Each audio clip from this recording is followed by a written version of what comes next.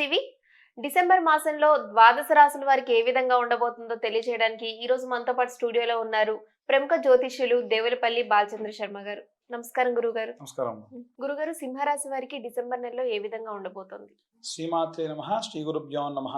మనకి శని 7వ ఇంట సంచారం చేయడం వల్ల ప్రత్యేకంగా ఈ యొక్క మాసములో సింహరాశి వారికి సంబంధించి విద్యార్థులు కానీ, గృహిణులు కానీ, అలాగే ఉద్యోగస్తులు కానీ, ఏవైనా సినీ రాజకీయ రంగాల వారికి సంబంధించినటువంటి విషయాల్లో కానీ మీరు బాగా నమ్మినటువంటి వారు మిమ్మల్ని విడిచిపెట్టి వెళ్ళే అవకాశం ఉంటుంది. మీ మీద కోపంతోనో మనస్పర్ధలు వచ్చి వెళ్ళిపోయే అవకాశం ఉంటుంది. భార్యాభర్తలు అయితే భార్య కానీ భర్త కానీ, భర్త అయితే మాట్లాడకుండా భార్య అయితే అలిగి పుట్టింటికి కూడా వెళ్ళే అవకాశం ఉంటుంది. కాబట్టి అంటే మనము సరైనటువంటి కమ్యూనికేషన్ చెయ్యకపోతే ఎంత అనర్థాలు జరుగుతాయో మీరు ఈ నెలలో మీరే స్వయంగా ఎక్స్పీరియన్స్ చేస్తారు. నేను ఇప్పుడు చెప్పినా, మీరు ఏమైనా రెమెడీస్ చేసినా ఏదో ఒక చిన్న తప్పు అనేది జరుగుతూనే ఉంటుంది. భాగస్వామ్యులు అంటే పార్ట్నర్షిప్ వ్యాపారాలు చేసేటువంటి వాళ్ళకు కూడా విపరీతమైనటువంటి గొడవలు జరిగే అవకాశం ఉంది ఈ మాసంలో. అంటే సింహరాశికి సంబంధించి సప్తమంలో శని సంచారం ప్రారంభమైన కారణం వల్ల, అలాగే గురు సంచారం కూడా అంతగా వీరిని సపోర్ట్ చేయట్లేదు. పని అలాగే ఉంటుంది, ప్రెజర్ అలాగే ఉంటుంది, మంచి పేరు అలాగే ఉంటుంది, పైనుంచి ఒత్తిడి, ఆ తర్వాతకు జరిగేటువంటి పరిణామాలు అలాగే ఉంటాయి. మీ ఆఫీస్లో పనిచేసే వాళ్ళు, మీ సహ ఉద్యోగులు, లేదా మీ కింద పనిచేసే వాళ్ళు, మీ పై పనిచేసే వాళ్ళు అందరికీ కూడా టార్గెట్ అవుతారు. మీ కింద పనిచేసే వాళ్ళని వచ్చి ఎందుకు తప్పు చేసామంటే, మాకేం తెలుసండి, మా టీం లీడర్ ఏం చెప్తే అది చేస్తామంటారు. అదే కనుక పై ఉద్యోగుల దగ్గరికి వెళ్ళారనుకోండి, వాళ్ళు ఏం చెప్తారు, వాడిని టీం లీడర్గా పెట్టాను, వాడు ఏం తప్పు చేశాడో నాకేం తెలుసు అని ఆయన అంటాడు. అంటే ఎటు తిరిగి ఉరిమి మంగళం మీద పడ్డట్టు ఎవ్వరు కూడా వచ్చి మిమ్మల్ని టార్గెట్ చేస్తూ ఉంటారు. కాబట్టి దయచేసి అందరినీ మేనేజ్ చేసుకోవడం ఎలా, ఇప్పుడు వీరందరినీ కూడా మేనేజ్ చేయాలి అని అంటే, అందరినీ మేనేజ్ చేసి 8 మందిని మేనేజ్ చేసే ఒక పెద్ద మనిషి ఉన్నాడు. ఆయనే సూర్యుడు. ఆయన నవగ్రహాల మధ్యలో ఉంటాడు. ప్రతి గ్రహాన్ని కూడా మేనేజ్ చేస్తూ ఉంటాడు అనమాట. అందుకని ఆయన అధిపతి. ఈ నవగ్రహాలకి కూడా ఆయన అధిపతి. కాబట్టి సూర్యాష్టకము అనేటువంటిది ఉంటుంది. ఆ సూర్యాష్టకం ఎలా ఉంటుందంటే, జపాకుసుమ సంకాశం కశ్యపేయం మహాద్యుతిం త్వమౌరిం సత్వపాపజ్ఞం ప్రణతోస్మిం దివాకరం. అలా సూర్యారిష్టేతు సంప్రాప్తే సూర్యపూజాంచకారయేత్ సూర్యధ్యానం ప్రవక్ష్యామి ఆత్మపీడోపశాంతయే స్త్రీతైలమధుమాంసాని సంచజేద్యోరవేర్దినే నవ్యాధి శోకదారిథ్యం సూర్యలోకం సగచ్చతి. నేను ఇంతగా ఎందుకు చెబుతున్నానంటే, ఈ 8 అష్టకాలు. అష్టకం అంటే ఒకసారి చదవాలి, 8 ఉంటాయి అన్నమాట. అష్ట అంటే 8. కాబట్టి 8 శ్లోకాలు కూడా రోజు సూర్యుని చూస్తూ చదవండి. దానివల్ల ప్రాబ్లమ్స్ అన్నీ కూడా నిర్వీర్యం అయిపోతాయి, మిమ్మల్ని ఏమీ చేయలేవు. నేను ఇక్కడి నుంచే ఎందుకు చెబుతున్నానంటే, ఉద్యోగస్తులు పనిచేసే వాళ్ళు, పైన వాళ్ళు, రాజకీయ రంగాల్లో ఉండేటువంటి వాళ్ళు కూడా చూడండి, వాళ్ళ కింద కార్యకర్తలు ఉంటారు, పైన యజమానులు ఉంటారు. అలాగే సినీ రంగంలో ఉండేటువంటి వాళ్ళు, హీరోలు కానివ్వండి, హీరోయిన్లు కానివ్వండి, డైరెక్టర్లు కానివ్వండి, ప్రైమ్ ఆఖరు ఎవరంటే ప్రొడ్యూసర్. ఆ ప్రొడ్యూసర్ కూడా ఉంటారు. ఇంట్లో అయితే వాళ్ళ మిస్సెస్ అయి ఉండొచ్చు, లేకుంటే ఫైనాన్షియల్స్ అయి ఉండొచ్చు. కాబట్టి వీరందరూ కూడా నేను చెప్పేటువంటి సూర్యాష్టకం ఆదిత్య హృదయం అని కూడా ఉంటుంది. వీటిని పఠనం చేయడం, వినడం చాలా మంచిది. సూర్యోదయం కంటే ముందు ఖచ్చితంగా నిద్రలేవాలి వీళ్ళు. సూర్యుడు ఇలా ఉదయిస్తుండగా వచ్చినటువంటి కిరణములు వీరు స్నానం చేస్తుండగా వీరిపై పడాలి. ఇలా చేయడం వల్ల ఈ సింహరాశి వారికి చాలా చాలా స్వస్థత చేకూరుతుంది. ఇక ప్రత్యేకంగా ఏవైనా విదేశీ యానం చేయాలి, ఏదైనా సరే వివాహం చేసుకొని విదేశాలకు వెళ్ళాలి, లేదు ఒకవేళ ఏదైనా కోర్టు కేసులు గొడవలు ఉన్నాయి, వీరికి కూడా సూర్యుడి యొక్క సంబంధితమైనటువంటి మంత్రమే చాలా బలంగా పనిచేస్తూ ఉంటుంది. కాబట్టి ఈ వర్గాల వారందరూ కూడా చాలా జాగ్రత్తగా ఇప్పుడు నేను చెప్పినటువంటి సూర్యాష్టకము, అలాగే ఆదిత్య హృదయము చదువుకోవడం వల్ల చాలా చాలా మంచిది. ఇక ప్రత్యేకంగా వీళ్ళు వేసుకునేటువంటి రంగు ఏవైతే ఉంటుందో, థిక్ కలర్స్ అధికంగా అస్సలు వేయద్దు. ఎందుకంటే విపరీతమైన ప్రెషర్ ఉన్నప్పుడు థిక్ కలర్ డ్రెస్సెస్ వేయడం వల్ల ఏమవుతుంది అంటే ఇంకా స్ట్రెస్ ఎక్కువ అవుతుంది. కాబట్టి ఎట్టి పరిస్థితుల్లో అలాంటి పనులు చేయకుండా కాస్త లైట్ కలర్స్ వేసుకోవాలి. రోజు మీకై మీరు టైం కేటాయించుకోండి. ఎందుకంటే మీకై మీరు టైం కేటాయించుకొని ఎవరితో మాట్లాడకుండా, ఆ ఫోన్ చూడకుండా పక్కకు పెట్టేసుకొని ప్రశాంతంగా ఓం సూర్య ఇదం నమః అనేటువంటి మంత్రాన్ని చదవడం వల్ల చాలా ప్రశాంతత చేకూరుతుంది.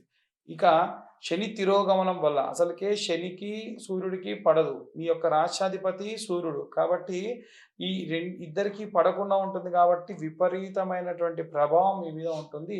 శని తిరోగమనం వల్ల ఎలాంటి రెమెడీస్ చూడాలి, ఎలాంటి పాటించాలనేది ఇప్పుడు మనం తెలుసుకుందాం. శని తిరోగమనం ప్రారంభమైంది నవంబర్ 15 నుండి మనకు 2 నెలల పాటు ఉంటుంది.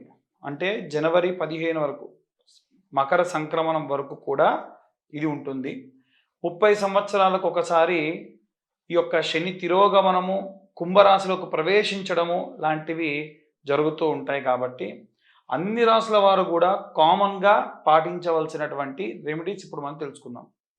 మనకి సాధారణంగా శని బాగోలేకుంటే జరిగేటువంటి నష్టములు ఏమిటో ముందు చెబుతాను. చాలా రాశుల వారికి అర్ధాష్టమ, అష్టమ శని ప్రభావాల వల్ల చాలా రకాలైనటువంటి ఆపరేషన్స్ కానీ, యాక్సిడెంట్స్ కానీ, సర్జరీలు కానీ, లేదా ఏవైనా సరే ఇనుముతో కూడినటువంటి ప్రమాదాలు కానీ, అగ్నితో కూడిన ప్రమాదాలు కానీ, అలాగే మనకి కరెంటుతో కలిగినటువంటి ప్రమాదాలు వచ్చే అవకాశం అధికంగా ఉంటుంది. కాబట్టి ఇప్పుడు నేను చెప్పేటువంటి రెమెడీస్ అన్ని రాశుల వారు, ఈ ఒక్క రాశి వారే కాకుండా అన్ని రాశుల వారు కూడా పాటించవచ్చు. అదేమిటంటే మనకి శనికి సంబంధించినవి కాబట్టి ఇవన్నీ కూడా శనికి సంబంధించిన రెమెడీసే ఉంటాయి. ఈ ఒక్క శని మనల్ని కర్మఫలదాతగా మనల్ని ఎప్పుడు కాపాడుతూ ఉంటారు. అయితే మీ తల్లిగారిని కూర్చోబెట్టి, తల్లిగారు ముత్తైదువులైనా, గంగా భాగీరథి సమానురాలైనా పర్వాలేదు, ఆమెను కూర్చుండబెట్టి ఒక బేసన్ నిండా కూడా పుట్టమన్ను లేదా ఎర్రమన్ను పోసి దాంట్లో మీ తల్లిగారి యొక్క పాదాలు పెట్టి శుభ్రంగా మట్టి మొత్తాన్ని కూడా పాదాలకు రాసి కాళ్ళు కడిగి ఆ తర్వాతకి అమ్మగారిని పక్కకు వెళ్ళమని చెప్పి ఆ నీళ్లు మొత్తం కూడా వంపి ఆ మట్టి మొత్తాన్ని కూడా మీరు ఎండబెట్టేసి ఒక జల్లెడ తీసుకొని, మనం మెరుపు కాగితం అంటే చాలా సన్నటి మట్టిగా మనం దాన్ని జల్లెడ పట్టాలి. వాటిని ఎంతమంది అన్నదమ్ములు అక్క చెల్లెలు ఉంటే అందరూ పంచుకొని ఆ మట్టిని రోజు కూడా చేతిలో వేసుకొని కొంచెం అంత సంపెంగ నూనె లేదా ఆవు నెయ్యి ఇలాంటి పదార్థాలు తీసుకొని బొట్టుగా ఫస్ట్ ధరించి గంధంలాగా తర్వాతకి బొట్టు పెట్టుకోండి. ఇలా చేయడం వల్ల శనికి సంబంధించినటువంటి అర్ధాష్టమ, అష్టమ, ఏలినాటి శని ప్రభావాలు అన్నీ కూడా పోతాయి. తల్లి పాదాల దగ్గర మట్టి పెట్టేసుకుంటే శని దోషాలు పోతాయని చిన్నప్పుడు మనం స్నానం ఆచరించేప్పుడు తల్లులందరూ కూడా వాళ్ళ పాదాలకు ఉన్న మట్టిని తీసి బొట్టుగా పెడతారు. ఎందుకంటే బాలారిష్ట, జాతకారిష్ట దోషములు ఏమున్నా పోవాలి అనేటువంటి దాని యొక్క ఉద్దేశం. అయితే ఇవి ఇప్పుడు నేను చెప్పినటువంటి అన్ని రకాలైనటువంటి వారికి కూడా వర్తిస్తుంది. ఇంకొన్ని రెమెడీస్ ఉన్నాయి. ఏమిటంటే గుడ్డి వారికి కానీ లేదా అనాథ పిల్లలకు కానీ మీ ఇంట్లో ఏదైనా ఫంక్షన్ జరిగినా, ఏదైనా సరే ఒక అకేషన్ జరుగుతున్నప్పుడు వారికి భోజనాదులు పెట్టించండి.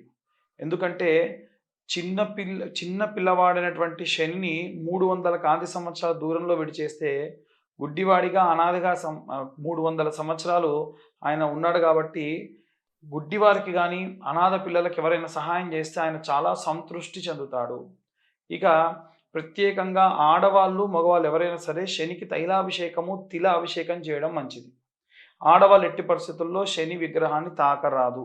ఎందుకనేటువంటిది ఇదే మన ఛానల్లో ఇంతకు ముందే నేను శనికి సంబంధించి చెప్పిన వీడియోలో క్లియర్గా చెప్పడం జరిగింది.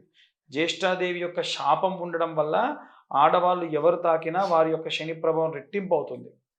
కాబట్టి ఆ యొక్క శనీశ్వరుడికి మొదలు కొంచెం నూనె పోసి తర్వాతకి నువ్వులు ఎన్ని తెస్తే అన్ని వేసేసి దానిపైనుంచి మళ్ళీ నూనె పోసి అలా ధారగా జారడంతో జాతకరీత్యా ఉన్నటువంటి శని దోషములు పోయే అవకాశం మెండుగా ఉన్నాయి.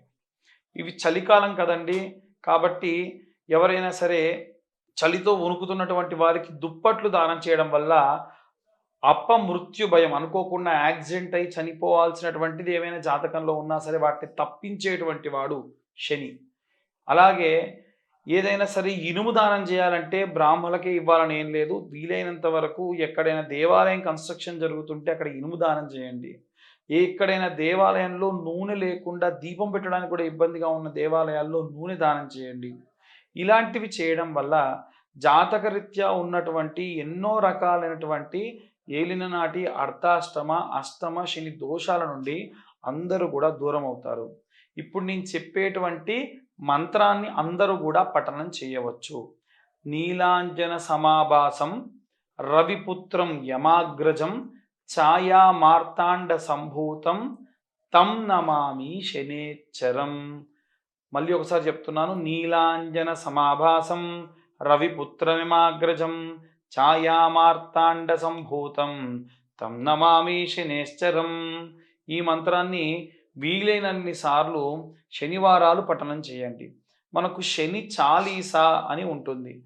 ఆ శని చాలీసా చదవడం వల్ల కూడా కాస్త మీ జాతకరీత్యా ఏవైనా శని నీచంలో ఉంటే స్వస్థత చెందుతారు.